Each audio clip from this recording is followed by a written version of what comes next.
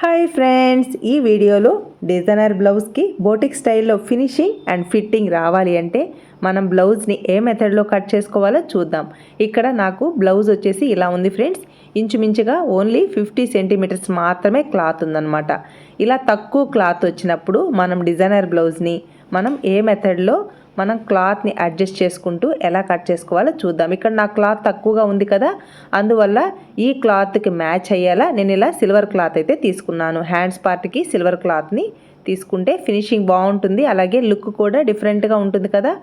Designer blouse look అనేది నీట్గా ఉంటుందని ఇలా తీసుకున్నాను. ఇందుకోసం లైనింగ్ క్లాత్ బ్లూ కలర్ వచ్చేసి 1 మీటర్ తీసుకున్నాను. ఇక్కడ సిల్వర్ కలర్ క్లాత్కి మ్యాచ్ అయ్యే విధంగా లైనింగ్ 1/2 మీటర్ తీసుకున్నాను అనమాట. నీట్గా షింక్ చేసి ఐరన్ చేసుకున్నాను ఫ్రెండ్స్. ఇక్కడ ఈ బ్లౌజ్ని కట్ చేయడం కోసం నేను బాడీ మెజర్మెంట్స్తో బ్లౌజ్ని అయితే కట్ చేస్తున్నాను. అలాగే ఫ్రెండ్స్, ఈ వీడియో మీకు యూస్ఫుల్ అనిపిస్తే ఒక్క లైక్ ప్రెస్ చేయండి. మీరు ఇచ్చే లైక్స్ వల్ల మన వీడియోస్ ఎక్కువ మందికి రీచ్ అవుతాయి, అందరికీ యూస్ఫుల్ అవుతుంది కదా ఫ్రెండ్స్. అలాగే మన ఛానల్ని ఎవరైనా ఫస్ట్ టైం చూస్తున్నట్లయితే ఛానల్కి సబ్స్క్రైబ్ అవ్వండి. వీడియోని అస్సలు స్కిప్ చేయదు ఫ్రెండ్స్. మీరు స్కిప్ చేశారు అంటే నేను చెప్పే వాల్యుబుల్ టిప్స్ అనేది మిస్ అయిపోతారు. ఇక్కడ ఈ బ్లౌజ్ని బ్యాక్ ఓపెన్తో కట్ చేస్తున్నాను. అందువల్ల ఓపెన్స్ నా వైపు, ఫోల్డింగ్ అటువైపు ఉండేలా ప్లేస్ చేసుకున్నాను. లైనింగ్ని నీట్గా షింక్ చేసి ఐరన్ చేసుకున్నాను. డబల్ ఫోల్డింగ్ మీద ఈ విధంగా ప్లేస్ చేసుకున్నాను.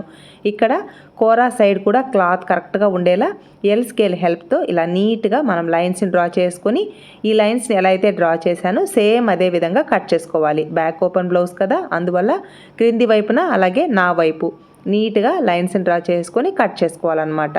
ఈ బ్లౌజ్ని నేను బాడీ మెజర్మెంట్స్తో కట్ చేస్తున్నాను కదా. బాడీ మెజర్మెంట్స్ ఇలా ఉన్నాయి ఫ్రెండ్స్, ఒకసారి మీరు చూసేయండి.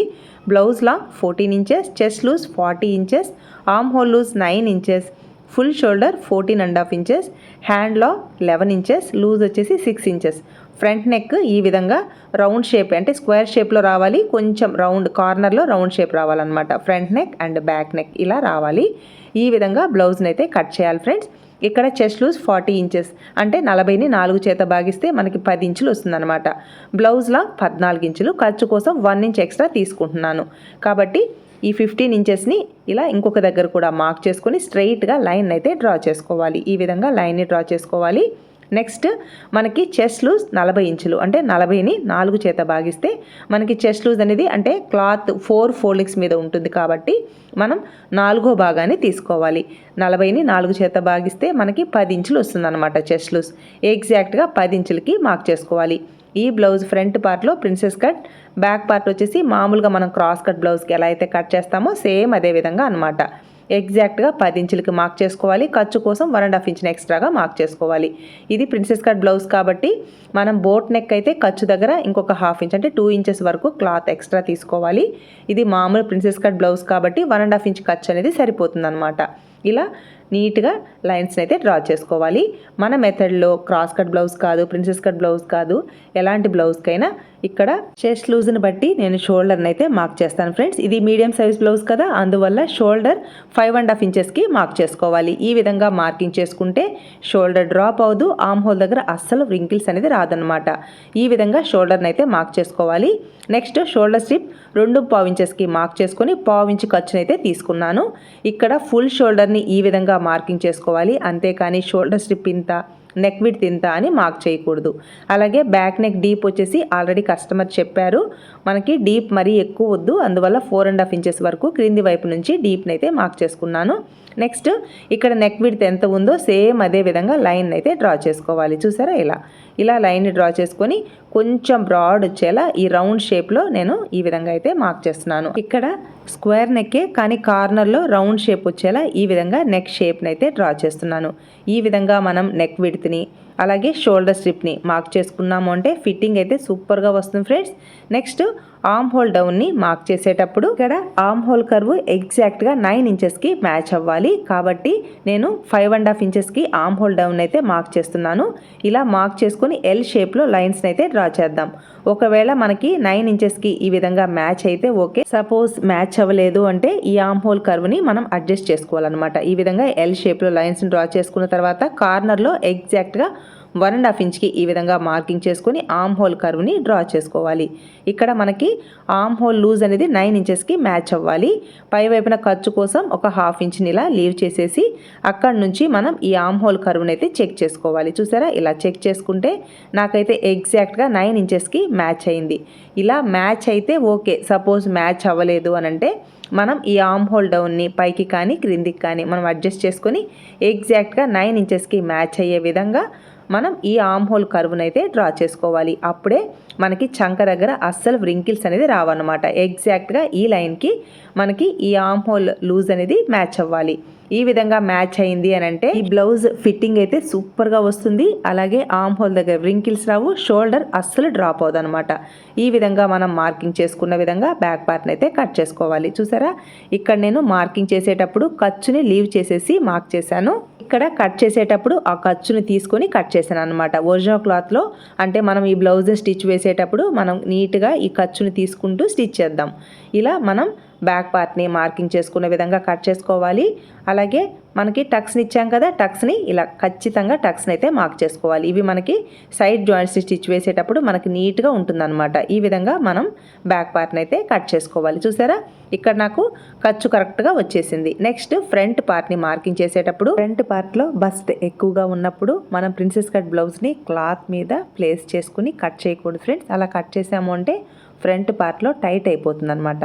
ఫ్రంట్ పార్ట్లో టైట్ అవ్వకుండా వాళ్ళ బస్ట్ సైజుకి తగినట్టుగా పర్ఫెక్ట్గా మనకి ఈ ఫ్రంట్ పార్ట్ క్లాత్ అనేది రావాలి అంటే మనం పేపర్ మీద కట్ చేసుకొని ఈ పేపర్ని బేస్ చేసుకుని మనం బ్లౌజ్ని కట్ చేసాము అంటే ఫిట్టింగ్ సూపర్గా వస్తుందన్నమాట. మనం బొటిక్ లెవెల్లో ఫినిషింగ్ రావాలి, ఫిట్టింగ్ రావాలి అంటే మనం డిజైనర్ బ్లౌజ్కి కొంచెం అయితే మనం ఇలా టైంని స్పెండ్ చేయాల్సిందే. మనకి టైం వేస్ట్ అవ్వకూడదు. ఎలా అయినా బ్లౌజ్ని స్టిచ్ చేసేయాలి, ఎలా అయినా కట్ చేసేయాలి అనుకుంటే క్లాత్ మీద కట్ చేశారు అంటే ఫిట్టింగ్ టైట్ అయిపోతుంది అనమాట ఫ్రంట్ పార్ట్లో. అలా టైట్ రాకూడదు అని అంటే ఖచ్చితంగా మనం పేపర్ని బేస్ చేసుకుని ఇలా పేపర్ మీద కట్ చేసుకున్న తర్వాత ఈ పేపర్ని బేస్ చేసుకుని మనం క్లాత్ని కట్ చేసాము అంటే ఫిట్టింగ్ అయితే సూపర్గా వస్తుంది ఫ్రెండ్స్. ఇలా మనం బ్యాక్ పార్ట్ని కట్ చేసాం కదా, బ్యాక్ పార్ట్ ఎలా ఉందో సేమ్ అదే విధంగా కట్ చేసుకోవాలి. అలాగే ఫ్రంట్ పార్ట్లో ఈ బస్ట్కి తగినట్టుగా క్లాత్ కరెక్ట్గా రావాలి అంటే క్రింది వైపున ఒక 1 ఇంచ్ అనేది ఎక్స్ట్రా ఇవ్వాలి. నెక్స్ట్ ఈ క్లాత్ ఎలా ఉందో సేమ్ అదే విధంగా మనం బ్యాక్ పార్ట్ని అయితే మార్కింగ్ చేసుకోవాలి. అలాగే ఖర్చు సైడ్ కూడా అంటే మనం ఈ ఫ్రంట్ పార్ట్లో బస్ట్కి తగినట్టుగా మనం విడ్త్ని పెంచుతాం కదా, మిడిల్లో అంటే కట్ చేసి స్టిచ్ వేసినప్పుడు ఆ విడ్త్కు తగినట్టుగా మనం ఈ ఖర్చు దగ్గర ఎక్స్ట్రా తీసుకోవాలన్నమాట. నేనైతే ఒక 1 ఇంచ్ ఎక్స్ట్రా తీసుకుంటాను బ్యాక్ పార్ట్ కంటే. మనం బ్లౌజ్ని కట్ చేసిన తర్వాత ఇక్కడ విడ్త్ని సపోజ్ ఇంకొంచెం ఎక్కువ పెంచాము అంటే మనం ఖర్చు సైడ్ కూడా కొంచెం ఎక్స్ట్రా క్లాత్ అనేది తీసుకోవాలి. ఎందుకంటే మనం కట్ చేసి స్టిచ్ చేసినప్పుడు ఆ విడ్త్కు తగినట్టుగా మనకి ఖర్చు అనేది కరెక్ట్గా ఇవ్వాలన్నమాట. ఆ విధంగా మనం ఇలా ఎక్స్ట్రా క్లాత్ అనేది మార్క్ చేసుకోవాలి. ఇలా పేపర్ని బేస్ చేసుకొని ఈ బ్యాక్ పార్ట్ క్రింది వైపును కూడా 1 ఇంచ్ అనేది ఎక్స్ట్రా ఇవ్వాలి. ఇక్కడ ఫ్రంట్ పార్ట్లో మనం కట్ చేసి స్టిచ్ వేసినప్పుడు ఈ 1 ఇంచ్ క్లాత్ అనేది ఫ్రంట్ పార్ట్ బస్ట్లోకి వెళ్తుంది. అలాగే సైడ్ జాయింట్ నీట్గా రావాలి కదా, బ్యాక్ పార్ట్కి ఈక్వల్గా ఫ్రంట్ పార్ట్ రావాలి కాబట్టి క్రాస్గా మనం ఈ విడ్త్ దగ్గర మార్కింగ్ చేసుకున్నామంటే ఫిట్టింగ్ నీట్గా ఉంటుందన్నమాట. నెక్స్ట్ ఇక్కడ లోతుని మార్క్ చేయడం కోసం 1/2 ఇంచ్కి ఇలా నీట్గా మార్క్ చేసుకొని లోతుని అయితే డ్రా చేసుకోవాలి. బ్యాక్ పార్ట్ డీప్ అనేది ఎక్కువ ఉంటుంది కదా, ఫ్రంట్ పార్ట్లో అంత డీప్ ఉండదు కాబట్టి ఫ్రంట్ పార్ట్ డీప్కి తగినట్టుగా ఈ విధంగా మార్కింగ్ చేసుకోవాలి. నెక్స్ట్ ఈ ఫ్రంట్ పార్ట్ నెక్ కోసం పై వైపున ఒక పాదం ఇంచుని మార్క్ చేసుకొని ఫ్రంట్ పార్ట్ డీప్ ఎంత కావాలో ఎగ్జాక్ట్గా మార్కింగ్ చేసుకోవాలి. నేనైతే 5.5 ఇంచెస్కి మార్క్ చేశాను.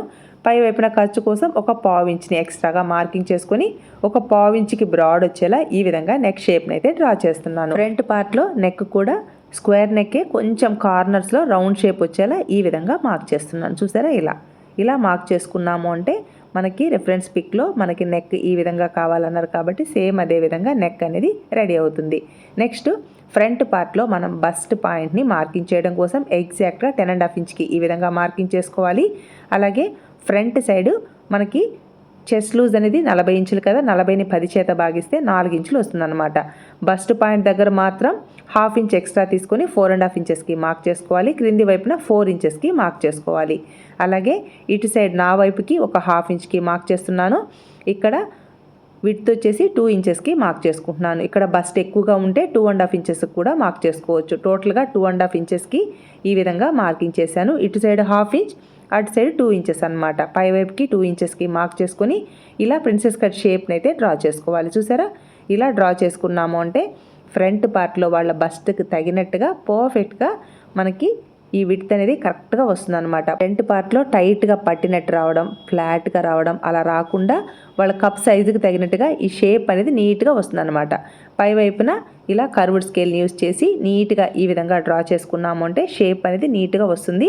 ఇక్కడ విడ్త్ 2.5 ఇంచెస్ వచ్చింది కదా, ఖర్చు సైడ్ కూడా మనం 2.5 ఇంచెస్ అనేది ఇచ్చేసాం కాబట్టి మనకి ఈ క్లాత్ని కట్ చేసి స్టిచ్ వేసినప్పుడు నీట్గా వస్తుంది అనమాట. అంటే మనకి ఈ విడ్త్ని కరెక్ట్గా మనం కట్ చేసాం, అలాగే ఖర్చు సైడ్ కూడా క్లాత్ కరెక్ట్గా ఉంది కాబట్టి మనం సైడ్ జాయింట్ని స్టిచ్ వేసేటప్పుడు క్లాత్ కరెక్ట్గా వస్తుందన్నమాట.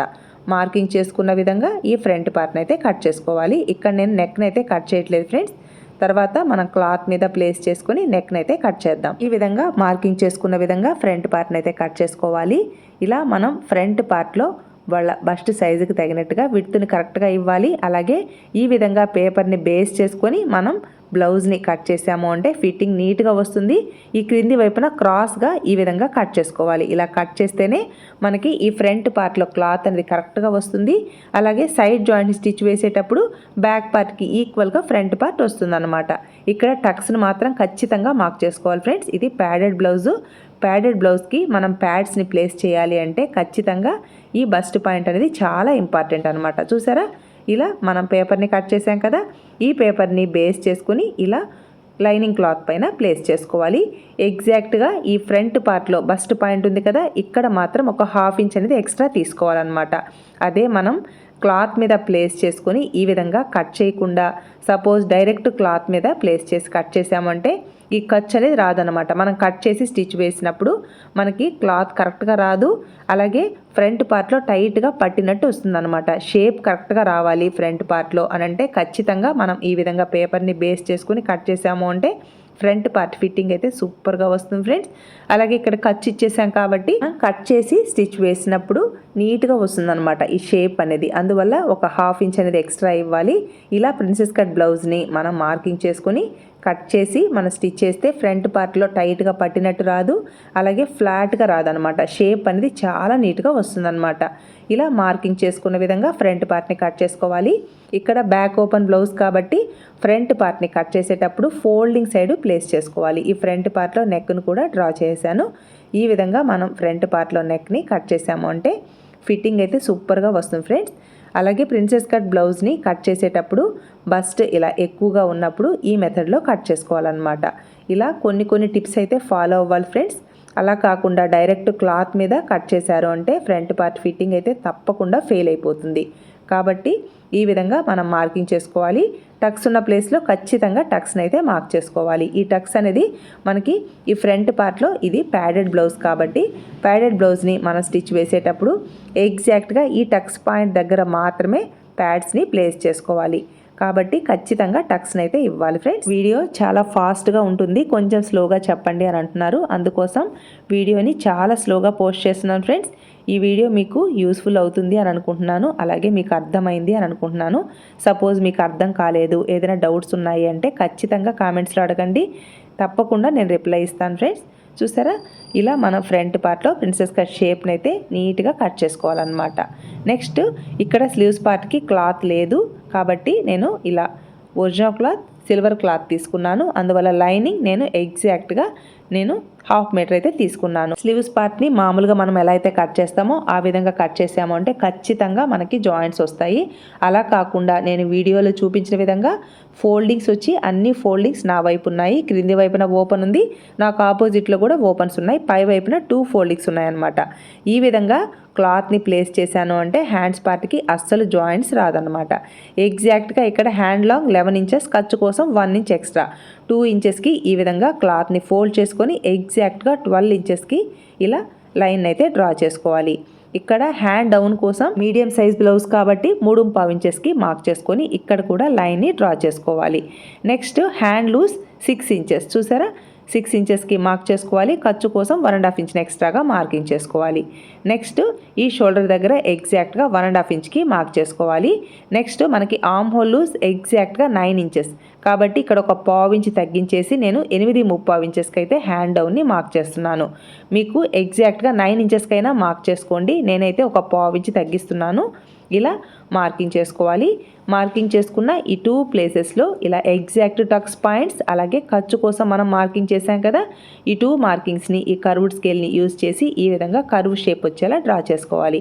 ఇక్కడ 1.5 ఇంచ్కి మార్క్ చేశాను కదా, ఇక్కడ నుంచి ఇలా హ్యాండ్ కర్వ్ని అయితే డ్రా చేసుకోవాలి. బిగినర్స్కి ఇలా హ్యాండ్ కర్వ్ని డ్రా చేయడం రాకపోతే కర్వ్డ్ స్కేల్ని యూజ్ చేసి ఈ విధంగా అయినా హ్యాండ్ కర్వ్ని డ్రా చేసుకోవచ్చు. చూసారా, ఇలా డ్రా చేసుకున్నా కూడా హ్యాండ్ కర్వ్ అనేది చాలా నీట్గా వస్తుందన్నమాట. ఇలా మార్కింగ్ చేసుకున్న విధంగా కట్ చేసుకోవాలి ఫ్రెండ్స్. చూసారా, ఇలా కట్ చేసుకున్నాము అంటే హ్యాండ్స్ పార్ట్కి అస్సలు జాయింట్స్ అనేది రాదన్నమాట. క్లాత్ని ఈ విధంగా ఫోల్డ్ చేసుకోవాలి. చూసారా, ఇలా టక్స్ ఉన్న ప్లేస్లో టక్స్ని మార్క్ చేసాము అంటే మనకి స్టిచ్చింగ్లో ఈ టక్స్ అనేది చాలా యూజ్ అవుతాయి. నెక్స్ట్ ఈ స్లీవ్స్ పార్ట్కి మనం లోతుని మార్క్ చేసాం కదా, ఈ టక్స్ పాయింట్ దగ్గర నుంచి 1 ఇంచ్కి అలాగే క్రింది వైపున టక్స్ పాయింట్ ఉంది కదా, ఆ టక్స్ పాయింట్ దగ్గర నుంచి 1 ఇంచ్కి పై వైపుకి మార్క్ చేసుకోవాలి. నెక్స్ట్ మిడిల్లోకి కూడా మార్క్ చేసుకోవాలి. ఇలా మిడిల్లోకి ఎగ్జాక్ట్గా మార్కింగ్ చేసుకొని ఇక్కడ 1/2 ఇంచ్కి లోతుని డ్రా చేసుకుంటే సరిపోతుంది అనమాట. ఇలా 1/2 ఇంచ్కి లోతుని ఇలా డ్రా చేసుకోవాలి. బిగినర్స్కి ఇలా లోతుని డ్రా చేయడం రాలేదు అని అంటే కర్వ్డ్ స్కేల్ని యూజ్ చేసి ఈజీగా మనం లోతునైతే మార్కింగ్ చేసుకోవచ్చు. మార్కింగ్ చేసుకున్న విధంగా లోతునైతే ఇలా కట్ చేసుకుందాం. చూసారా, ఇలా పర్ఫెక్ట్గా లోతుని కట్ చేసాము అంటే ఫ్రంట్ పార్ట్లో కానీ బ్యాక్ పార్ట్లో కానీ అస్సలు వ్రింకిల్స్ రావు. అలాగే హ్యాండ్ క్రింది వైపున కానీ అలాగే చంక దగ్గర కానీ అస్సలు వ్రింకిల్స్ రాదనమాట. ఇలా మనం హ్యాండ్స్ పార్ట్కి లోతునైతే కట్ చేసుకోవాలి. ఇలా మనం back part front part hands పార్ట్ని కట్ చేసాం కదా, నెక్స్ట్ ఒరిజినల్ క్లాత్ని బేస్ చేసుకొని పర్ఫెక్ట్గా ఎలా కట్ చేసుకోవాలో ఇప్పుడు చూద్దాం. ఇక్కడ ఒరిజినల్ క్లాత్ చాలా తక్కువ ఉంది ఫ్రెండ్స్, అందువల్ల ఫస్ట్ బ్యాక్ పార్ట్ని అలాగే ఫ్రంట్ పార్ట్ని ప్లేస్ చేసి చెక్ చేసుకున్నాను క్లాత్ కరెక్ట్గా సరిపోతుందా లేదా అని. ఇక్కడ డిజైన్ ఉంది కదా, ఈ డిజైన్ని బ్యాక్ పార్ట్కి వచ్చేలా ప్లేస్ చేశాను. చూసారా, చుట్టూ ఒక 1/2 ఇంచ్ ఖర్చు ఉండేలా కట్ చేశాను. ఇలా బ్యాక్ పార్ట్ని అయితే కట్ చేశాను ఫ్రెండ్స్. నెక్స్ట్ ఇక్కడ మనకి back part back open blouse కదా, అందువల్ల బ్యాక్ ఓపెన్ సైడ్ ఇలా నీట్గా కట్ చేసుకోవాలన్నమాట. ఇక్కడ డిజైన్ ఉంది కదా, ఈ డిజైన్ని బ్యాక్ సైడ్కి వచ్చేలా ప్లేస్ చేశాను ఫ్రెండ్స్. ఈ డిజైన్ సిల్వర్ కలర్లో ఉంది, అందువల్ల నేను సిల్వర్ క్లాత్ని అయితే హ్యాండ్స్ పార్ట్కి తీసుకున్నాను. ఇక్కడ బ్యాక్ పార్ట్ని ఇలా కట్ చేశాను. నెక్స్ట్ ఫ్రంట్ పార్ట్ని మాత్రం ఫోల్డింగ్ సైడ్ ప్లేస్ చేసుకోవాలి. చుట్టూ ఒక 1/2 ఇంచ్ ఖర్చు ఉండేలా కట్ చేసుకోవాలి. అలాగే ఫ్రంట్ పార్ట్లో మనం ప్యాడ్స్ ఆర్ కప్స్ని ప్లేస్ చేస్తాను కాబట్టి ఎగ్జాక్ట్గా ఇక్కడ లైనింగ్ ఎలా ఉందో సేమ్ అదే విధంగా ఈ ఫ్రంట్ పార్ట్లో మాత్రం కట్ చేశాను. పై వైపున మాత్రం ఒక 1/2 ఇంచ్ ఎక్స్ట్రా ఇచ్చేసాను అనమాట. ఇలా ఫ్రంట్ పార్ట్ని అయితే కట్ చేసుకోవాలి. అలాగే ఈ సెకండ్ క్లాత్ని కూడా ఎగ్జాక్ట్గా ఈ విధంగా ప్లేస్ చేసుకోవాలి. ఈ ఫ్రంట్ సైడ్ మాత్రం ఖర్చు కరెక్ట్గా ఉండాలన్నమాట. అంటే ఎక్స్ట్రా ఇవ్వకూడదు. క్రింది వైపున పై వైపున ఎక్స్ట్రా ఇవ్వచ్చు, కానీ ఎగ్జాక్ట్గా ఈ ఫ్రంట్ సైడ్ మాత్రం ఇలా చుట్టూ ఎక్స్ట్రా క్లాత్ ఇవ్వకూడదు అనమాట. ఇక్కడ లైనింగ్ ఎలా ఉందో సేమ్ అదే విధంగా కట్ చేసుకోవాలి. ఖచ్చితంగా ఇక్కడ టక్స్ని ఇవ్వాలి, మనకి స్టిచ్చింగ్లో యూజ్ అవుతుందన్నమాట. ఇక్కడ కూడా ఎక్స్ట్రా అవసరం లేదు. 2 లేయర్స్ కరెక్ట్గా ఉందా లేదా చెక్ చేసుకోవాలి. ఈ విధంగా మనం ఫ్రంట్ పార్ట్ని అయితే కట్ చేసుకోవాలి ఫ్రెండ్స్. ఇలా బ్యాక్ పార్ట్ని ఫ్రంట్ పార్ట్ని కట్ చేశాక మనకి క్లాత్ ఏదైనా మిగిలింది అని అంటే ఆ క్లాత్ని బేస్ చేసుకొని నేను హ్యాండ్స్ పార్ట్కి అయితే మోడల్ని డిజైన్ చేస్తాను ఫ్రెండ్స్. స్టిచ్చింగ్ చేసేటప్పుడు చెప్తాను. ఇక్కడ నేను స్లీవ్స్ పార్ట్ని కట్ చేయడం కోసం నేను సిల్వర్ క్లాత్ని తీసుకున్నాను కదా, లైనింగ్ క్లాత్ని ఎగ్జాక్ట్గా ఈ ఒరిజినల్ క్లాత్ పైన ప్లేస్ చేసుకుని చుట్టూ ఒక 1/2 ఇంచ్ ఖర్చు ఉండేలా స్లీవ్స్ పార్ట్ని అయితే కట్ చేసుకోవాలి. చూసారా, ఇలా కట్ చేసుకున్న తర్వాత ఈ స్లీవ్స్ పార్ట్కి నేను క్రింది వైపున ఈ ఒరిజినల్ క్లాత్లో ఏదైనా క్లాత్ మిగిలితే హ్యాండ్స్ పార్ట్కి అయితే డిజైన్ చేస్తాను ఫ్రెండ్స్. స్టిచ్చింగ్ చేసేటప్పుడు చెప్తాను. ఇలా చాలా తక్కువ క్లాత్లోనే మనం బ్లౌజ్ని అయితే డిజైన్ చేశాం కదా ఫ్రెండ్స్. ఇలాంటి డిజైనర్ బ్లౌజ్కి ఫినిషింగ్ ఫిట్టింగ్ సూపర్గా రావాలి అంటే, అలాగే బొటిక్ లెవెల్లో ఫినిషింగ్ రావాలి అంటే బ్లౌజ్ని ఏ మెథడ్లో స్టిచ్ వేసుకోవాలో నెక్స్ట్ వీడియోలో చూద్దాం. ఈ వీడియో మీకు యూస్ఫుల్ అనిపిస్తే లైక్ చేయండి, షేర్ చేయండి. మీ సపోర్ట్ ఎప్పటికీ ఇలాగే ఉంటుంది అనుకుంటున్నాను. Thanks for your support and thanks for watching.